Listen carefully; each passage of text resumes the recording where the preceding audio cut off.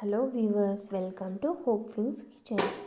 இன்றைக்கி நம்ம பார்க்க போகிற ரெசிபி மங்களூர் ஸ்டைல் ஆட்டுக்குடல் குழம்பு. வாங்க ஃப்ரெண்ட்ஸ், எப்படி பண்ணுறதுன்னு பார்த்தலாம். அதுக்கு முதல்ல கறியை நல்லா சுடு தண்ணியில் போட்டு கழுவி எடுத்துக்கலாம்.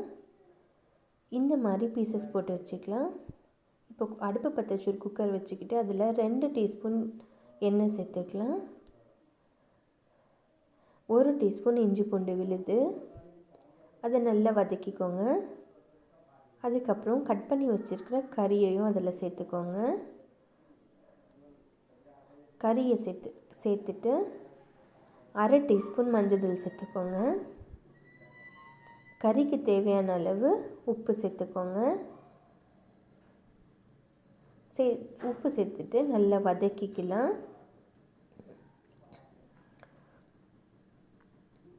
கறிக்கு தேவையான அளவு தண்ணி சேர்த்துக்கலாம். இதை 12 விசில் விட்டுக்கலாம். இது 12 விசில் வர்றதுக்குள்ளே நம்ம குழம்புக்கு தேவையான மசாலா ரெடி பண்ணிக்கலாம். பக்கத்தில் ஒரு அடுப்பு பற்ற வச்சு ஒரு கடாயை வச்சுக்கலாம். அதில் 2 டீஸ்பூன் எண்ணெய் சேர்த்துக்கலாம்.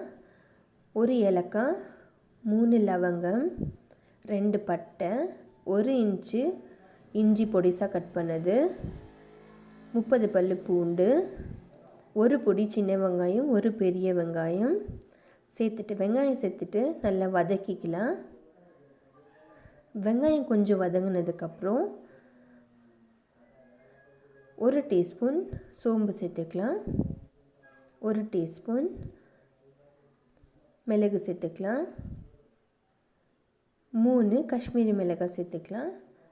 சேர்த்துட்டு நல்லா வதக்கிக்கலாம். 2 மீடியம் சைஸ் தக்காளியை நான் கட் பண்ணி வச்சுருக்கேன். அதையும் அதில் சேர்த்துக்கலாம். தக்காளி நல்லா வதங்கினதுக்கப்புறம் 1 கொத்து கொத்தமல்லி சேர்த்துக்கலாம். பாருங்கள், வெங்காயம் தக்காளியெல்லாம் இந்த அளவுக்கு நல்லா நம்ம வதக்கி எடுத்துக்கணும். அப்போ தான் குழம்பு நல்லா டேஸ்ட்டாக இருக்கும். ஸோ இப்போது 1 டீஸ்பூன் பொட்டுக்கடலை சேர்த்துக்கலாம். பொட்டுக்கடலை சேர்த்து நல்லா வதக்கி விட்டுக்கலாம். இந்த குழம்புக்கு நான் 1/2 மூடி தேங்காய் எடுத்துருக்கேன். ஸோ அதையும் துருவி எடுத்துக்கலாம்.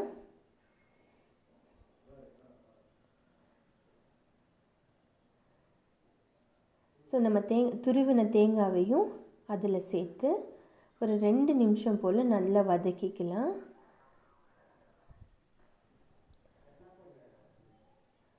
தேங்காய் கொஞ்சம் நல்லா வதங்கணும். ஸோ அதை நல்லா வதக்கி எடுத்துக்கலாம்.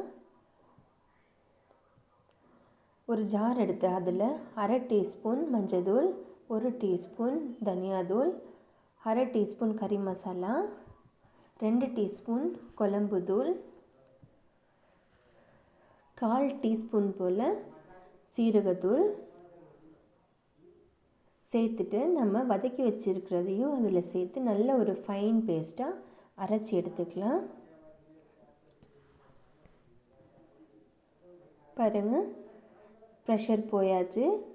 ஸோ இப்போ கறி நல்லா வெந்திருக்கான்னு இந்த ஸ்டேஜில் செக் பண்ணிக்கோங்க. இன்னும் மசாலா சேர்த்ததுக்கப்புறம் கறி வேகாது.